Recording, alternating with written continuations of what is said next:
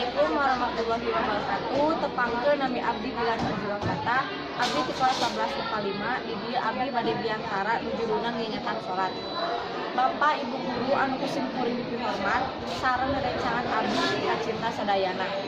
Puji sinareng syukur hayu urang sanggakeun ka Nu Maha Kawasa, hirap oge mugia sholawat sinareng salam ngocor ka Rasulullah urang saladea.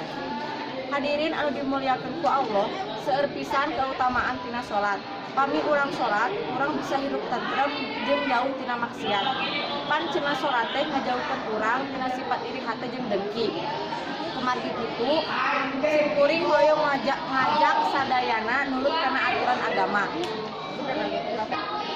Anu kahiji, salat subuh. Ingat salat subuh teh utama, salat subuh kedah dibasmi.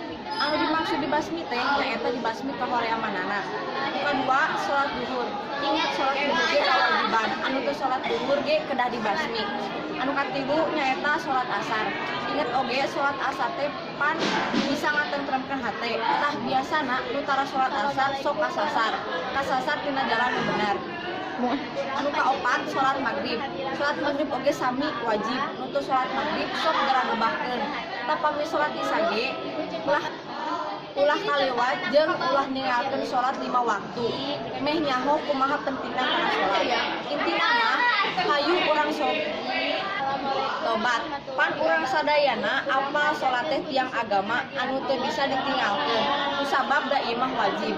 Matakan hayu timulai ayeuna urang kudu getol kana salat. Bising kemah ceurik pas urang kiamat. Pokona mah salat, tobat. Dupi sakitu anu dupi hati ku abdi. Apunten bilih aya kalepatan tina basa atawa tina perilaku. Wassalamualaikum warahmatullahi wabarakatuh.